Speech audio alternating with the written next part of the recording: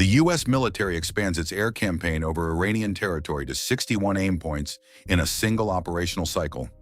And before the second night ends, Iran's air defense network, its ballistic missile production chain, and its fuel infrastructure for long-range aviation are simultaneously non-functional. Wednesday, 9:41 p.m., the operations floor of the Combined Air Operations Center at Al Udeid Air Base in Qatar. 83 personnel across 14 functional cells were managing an air tasking order that had been built over 11 days and revised 14 times. The last revision completed at 6:10 p.m., 3 hours and 41 minutes before the first aircraft crossed the Iranian border. The air tasking order designated 61 aim points across 9 target categories, assigned to a strike package of 44 aircraft operating from 4 separate bases and 1 carrier deck, supported by 11 tankers, 6 electronic warfare aircraft, and 4 intelligence, surveillance, and reconnaissance platforms maintaining continuous coverage of the Iranian air defense picture as the strike package approached. The operations director had been in his chair for 11 hours. He would be in it for 11 more. The expansion of the air campaign from the initial 11 aim-point strike of 4 days earlier was not the product of military escalation logic running unchecked. It was the product of a battle damage assessment. The first strike had destroyed or severely damaged 9 of 11 aim points. 2 targets had survived: the displaced long-range Tehran corridor radar that had moved 340 meters before the JSOW arrived, and a Bavar 373 fire control system whose backup power supply had kept it partially functional through the generator destruction that was supposed to render it inoperable. Those 2 surviving systems had been active for 3 of the 4 days since the initial strike, providing coverage over sectors that the initial strike had been designed to permanently blind. They were on the revised target list. They were aim points 1 and 2 of 61. The expansion's additional 50 aim points represented the intelligence harvest that the first strike had unexpectedly produced. The 44 hours following the initial strike had been the most productive single collection period in the CENTCOM air campaign's operational history, not because new collection assets had been deployed, but because the surviving Iranian air defense network had been operating at maximum emission intensity since the first strike. Every surviving radar on continuous active tracking, every communications node transmitting status reports to Tehran at intervals that were far shorter than pre-strike protocol. The compression of Iranian communication intervals was a rational response to the operational uncertainty produced by the strike. Commanders who did not know what had survived needed frequent status updates. The frequent status updates were being collected in their entirety by NSA collection platforms that had been positioned for the purpose since 72 hours before the first strike. 44 hours of maximum emission, maximum communication, Iranian military activity produced the most complete electronic order of battle mapping of Iran's air defense network that the intelligence community had assembled since the network began its modernization cycle 4 years earlier. 50 new aim points, 44 hours of unintentional Iranian intelligence production delivered to the targeting cell that was waiting to receive it. Subscribe and hit the bell. This operational depth is here every week. The 61 aim points fell across 9 target categories sequenced in a specific priority order that the targeting cell had derived from a single operational question.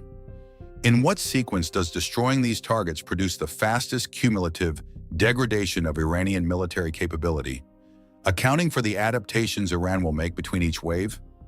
Category 1, the 2 surviving systems from the first strike, the displaced radar and the partial Bavar 373. 3 aircraft, 4 weapons, resolved in the first 11 minutes of the campaign's second night. Category 2, the 23 newly identified air defense nodes, radars, fire control systems, and command relay stations that the 44-hour intelligence harvest had placed in the targeting database for the first time. These were the nodes that, if surviving, would provide coverage for any Iranian attempt to reconstitute air defense capability in the sectors the first strike had blinded. Destroying them before Iranian commanders could use them to rebuild coverage was the sequencing priority that made categories 3 through 9 operationally viable. Category 2 strikes ran from minute 12 to minute 31 of the campaign's second night. With 25 of 25 air defense nodes in categories 1 and 2 destroyed or severely damaged by minute 31, the remaining 36 aim points could be struck with the F-15E and FA-18 formations operating at altitudes and on approach geometries that would have been unacceptably exposed to surviving Iranian air defense before minute 31. The sequence was not a preference. It was a physical requirement. Categories 3 through 9, the ballistic missile production facilities, the aviation fuel infrastructure, the long-range radar systems covering the Gulf of Oman approach corridor, the IRGCN Aerospace Force command nodes, and the 2 surviving strategic communications relay stations could not be struck safely until the coverage provided by the air defense nodes in Category 2 had been eliminated. The campaign's first 31 minutes were entirely devoted to creating the conditions under which the campaign's remaining 26 minutes could run. Category 3 was the target set that had been on every planning document since the campaign began: the ballistic missile production infrastructure. Not the launchers. Those were mobile and had been dispersed since the first strike.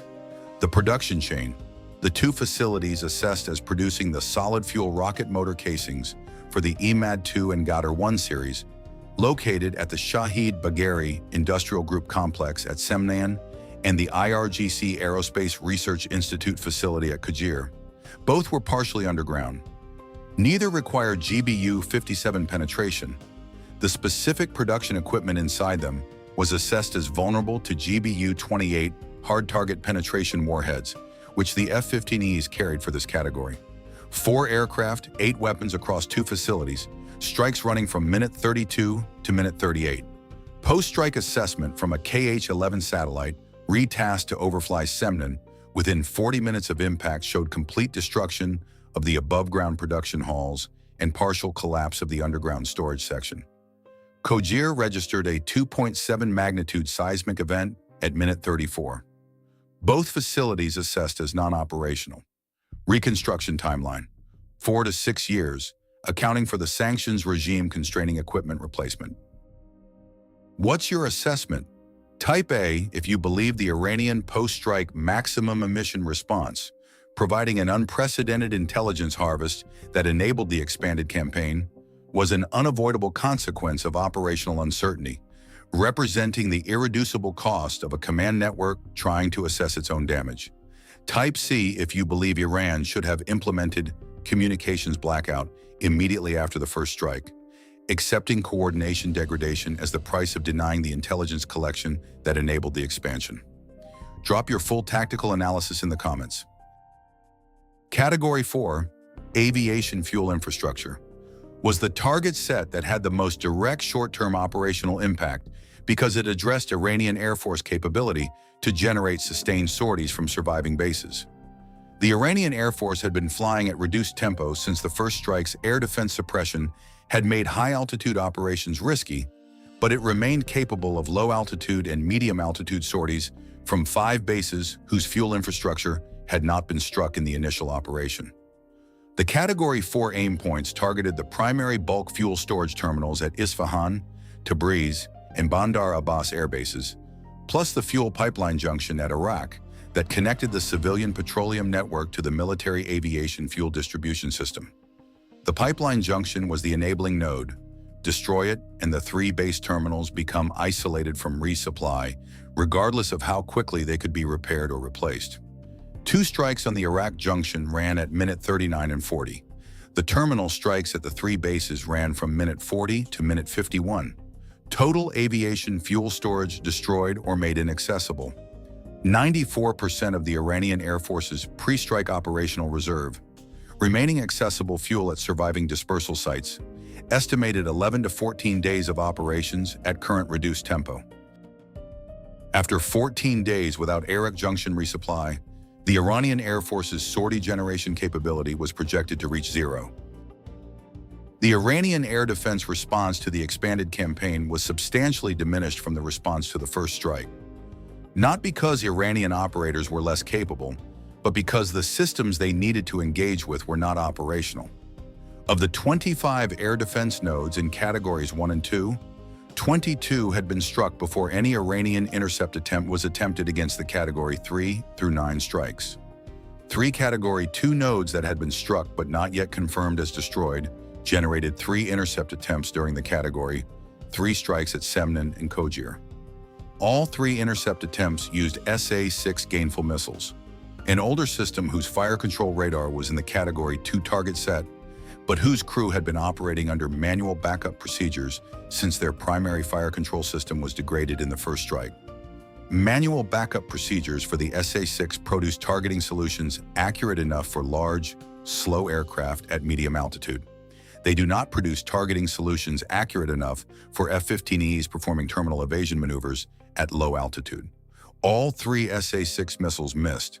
The F-15Es continued their attack runs unimpeded. What would you have ordered as the Iranian Air Defense Headquarters commander at minute 31 of the expanded campaign? With 22 of 25 air defense nodes in categories 1 and 2 assessed as destroyed, the surviving 3 attempting manual backup SA-6 engagements that are missing their targets, and 44 American aircraft now operating freely over your territory against production facilities and fuel infrastructure that cannot defend themselves?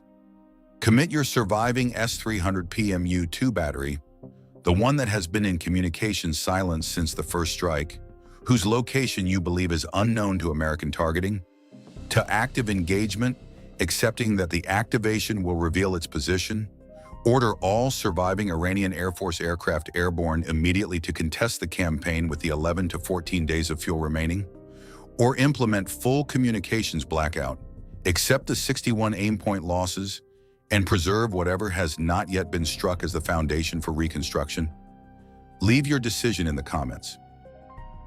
The surviving S-300 PMU-2 battery that had been in communication silence since the first strike activated its fire control radar at minute 44 of the expanded campaign. The battery commander had made the decision to activate in response to the Khojir strike, the facility whose destruction he had been protecting for 3 years as the primary air defense commander for the Tehran Eastern Sector. The activation was his tactical call. It was not authorized by Tehran. The battery's position in the Alborz Mountains northeast of Tehran had been maintained in communication silence for 11 days, specifically to prevent the radar emission analysis that would place it in the American targeting database. 11 days of silence, the battery activated at minute 44. The EA-18G passive receivers logged the emission at minute 44 in 4 seconds. The bearing and range calculation was complete at minute 44 in 31 seconds. The firing solution for 2 AGM-88EE RGM-ER missiles was transmitted to an FA-18F that had been flying a pre-planned suppression orbit, specifically waiting for emissions from the coordinates where the intelligence community had assessed the S-300 was most likely positioned. The FA-18F released both missiles at minute 45 and 12 seconds. The S-300 PMU-2 battery attempted a target track on the 2 inbound AARGM-ERs at minute 46 and fired 1 interceptor. The AARGM-ER's terminal seeker does not require continuous radar guidance. It memorizes the emitter's last known position and guides to it regardless of whether the radar is still transmitting. Both AARGM-ERs impacted the battery's radar vehicle and command post at minute 47. The battery that had survived 11 days of the campaign by staying silent was destroyed 44 seconds after it activated. 44 seconds from activation to targeting solution. 93 seconds from activation to destruction. The silence had been the battery's entire defense. It spent 11 days accumulating. It lasted 44 seconds when it ended. The campaign's final 10 minutes, aim points 52 through 61, targeted the IRGCN Aerospace Force Command infrastructure, the regional headquarters buildings, communications relay facilities, and command vehicle motor pools that the 44-hour intelligence harvest had placed in the targeting database. These were not hardened targets. They were command buildings, concrete construction, civilian appearance, unmistakable military function once the intelligence analysis had mapped the communication patterns running through them. Standard GBU-31 JDAM precision bombs delivered by FA-18E aircraft from carrier air wing positions that had been cleared of air defense coverage since minute 31. 10 targets, 10 minutes, 10 confirmed impacts from the FA-18E weapons releases. The IRGCN Aerospace Forces Regional Command Network went from partially functional, degraded since the first strike's command node hits, to effectively non-operational in the campaign's final 10 minutes. The Air Tasking Order's last aircraft cleared Iranian airspace at 11:18 p.m., 97 minutes after the first weapon release. 97 minutes of offensive action across 61 aim points, 9 target categories, and 417 kilometers of Iranian territory from the Gulf Coast to the Alborz Mountains northeast of Tehran. The CAOC operations director had been in his chair for 22 hours.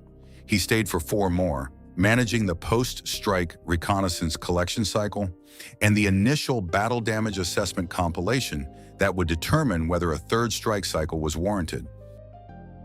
The battle damage assessment transmitted to the National Security Council at 3:30 a.m. carried numbers that required 2 read-throughs to process in their full operational significance. Of 61 aim points, 56 assessed as destroyed or severely damaged, 4 assessed as moderately damaged, functional degradation significant but not complete, 1 assessed as unresolved. The Arak pipeline junction, where secondary fires from the fuel storage ignition had obscured post-strike imagery sufficiently to prevent reliable damage characterization. The unresolved Arak aim point was restruck by 2 JASSIS-MERs fired from a B-1B on standby station at 4:17 a.m., when the fire imagery had cooled enough to confirm that the pipeline junction infrastructure remained partially intact. The restrike resolved the assessment.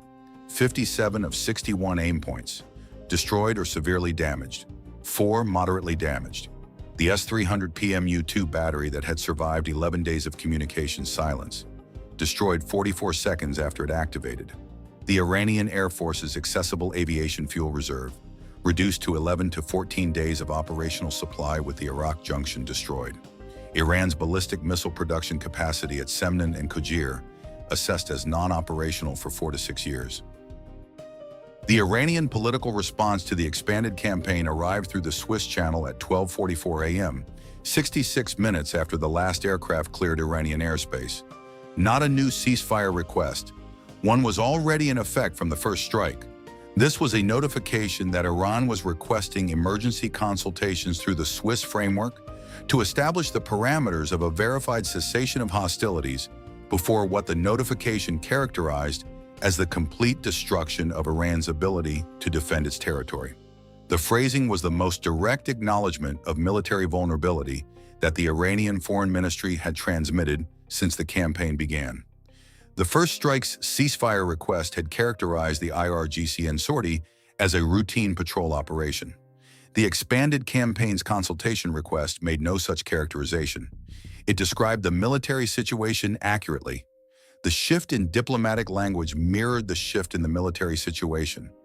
9 target categories struck, air defense network effectively eliminated, production chain non-operational, fuel infrastructure degraded to weeks of remaining supply. The diplomatic language had caught up to the targeting list. The U.S. response, transmitted through the same Swiss channel at 1:09 a.m., acknowledged the consultation request and specified 3 conditions for a verified cessation of hostilities: full Iranian compliance with the UN Security Council resolutions violated in the 26-week escalation period, international inspection access to all surviving nuclear and missile production facilities, and a 90-day stand-down of all IRGCN naval and aerospace operations.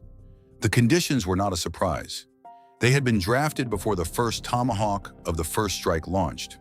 They had been waiting in the diplomatic channel for the moment the military action produced the conditions under which Iran would receive them as a framework rather than a demand. That moment was 1:09 a.m. on the morning after 61 aim points and 97 minutes over Iranian territory. The expanded campaign's operational lesson was not about any specific weapon or any specific target. It was about the compounding value of intelligence collected in the aftermath of an initial strike. The 44 hours of maximum-emission, maximum communication Iranian military activity that produced 50 new aim points and doubled the campaign's target set without a single additional collection asset being deployed. The first strike's incomplete destruction of 2 targets was not a failure. It was the opening of an intelligence window that the second strike exploited to 61 aim points against a network that had now been mapped more completely than it had ever been during the preceding 4 years of monitoring. The campaign that began at 11 aim points ended at 61, not because the planning got more ambitious, but because the adversary's response to the first 11 told the targeting cell exactly where the other 50 were. The silence that protects a military asset is the intelligence it denies. The communication that coordinates a military network is the intelligence it provides. The S-300 battery that survived 11 days by staying silent and was destroyed 44 seconds after it activated was the campaign's operational lesson made literal. The battery commander's choice, activate to defend against a strike on a facility he had been protecting for 3 years, or stay silent and let the facility be destroyed, was the same choice the Iranian military had been making across every category of its military communications since the first strike ended. Every transmission is collection, every emission is targeting data, the battery activated. The 44-hour harvest had already mapped everything that had transmitted. The campaign had 61 aim points because the first 11 produced 44 hours of Iranian communication, answering the question of where the other 50 were. Silence denies the targeting cell. Communication builds it. The expanded campaign was built on 44 hours of communication the Iranian military could not avoid making and could not afford to have collected. Did Iran's post-first strike maximum-emission communication posture, producing 50 new aim points in 44 hours, represent an unavoidable operational necessity, or should Iranian military doctrine have prioritized communications blackout over coordination regardless of the coordination cost? What does the S-300 PMU-2 battery's 44-second exposure to targeting timeline tell us about the relationship between emission silence as a survivability strategy and the operational window in which that strategy remains valid under active seed pressure?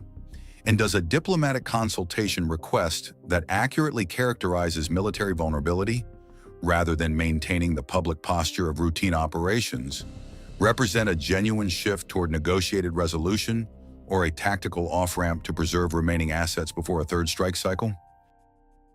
Like the video if this breakdown delivered what you came for. Subscribe, hit the bell, and leave your read on the 61 aim point expanded campaign in the comments. The next scenario is already being built.